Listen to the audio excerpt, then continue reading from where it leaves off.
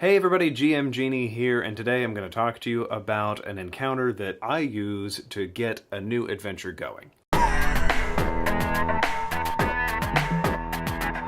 Kicking off a new campaign or adventure can be difficult. Your players have arrived from their real lives in the real world. They don't exactly know what to expect. Often you open up with some amount of description to let them know where they are and what kind of game world this is, which is important, but since their characters don't have any momentum behind them yet, sometimes it can be difficult to get them to jump in to the action that you want to happen. And you feel like you're sitting there offering up plot leads and they're taking them because they're supposed to, but they're not really invested in the game yet, because they can't be. This is why a lot of game masters start with some kind of combat encounter just right out of the gates. It's a good way to focus your players' attention, but sometimes after the dust settles, you find that you've still got the same problem. That killing off that one squadron of mooks didn't really get these players to know who their characters are and what kind of place this game world is. So a technique that I use at the beginning of all of my campaigns is the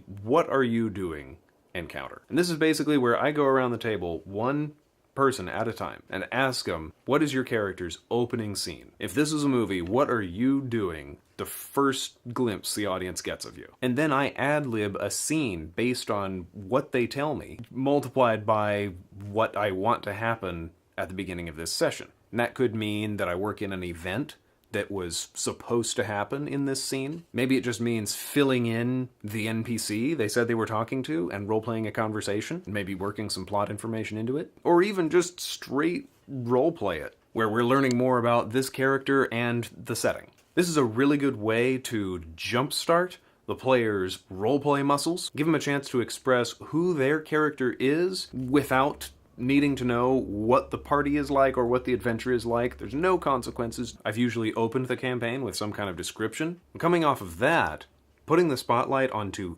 each player one-on-one, asking them to contribute something, takes your players from the listening role to the creating role. It communicates that they have a voice too, and that the game world you just described is a place that you want them to actively engage with. And those players who are kind of hesitant to contribute, that's exactly what they need to hear. And the players who are hasty to contribute, this shows them that they don't have to snatch the floor away from everyone else, that you're going to give them a place. And two other benefits are that the group as a whole is going to get to know each character, and that the things they think of to do are probably going to add extra dimensions to your game world, or at least uncover dimensions that this person's excited about. So how do you do it? Well, it makes a really good start to a campaign, a new scenario, or even just a session, or even a new location that they arrive at in a session. And if you're planning to kick off your campaign, scenario, session, location, with some kind of event, you could either have that event happen after each of them have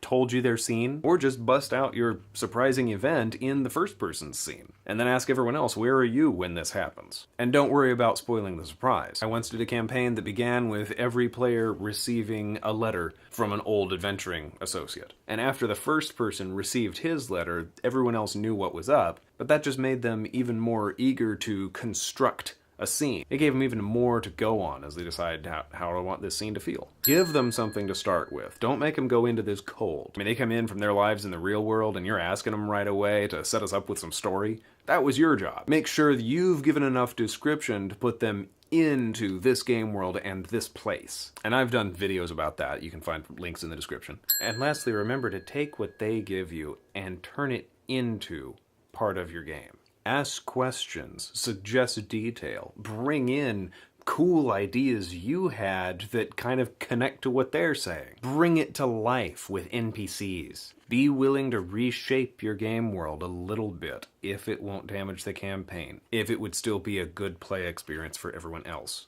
so that they feel like you're telling their story. And do all of that as if all you care about in this moment is working together to make this scene great. And really, you're also concerned with bringing it around to a story that we're going to play tonight. But there's a difference in using their scene as a jumping off point to tell your story, and incorporating their scene into the game so that now you're telling their story. So that's the opening scene technique. Warms up your players' role-playing muscles, cultivates a mindset of engagement, builds trust and rapport with you and the rest of the group, and often brings a lot of color and excitement into your game world in areas you didn't even realize were monochrome. Because when your players feel respected, they will respect you and the time of everyone else at the table. I'm GM Genie. See you next time.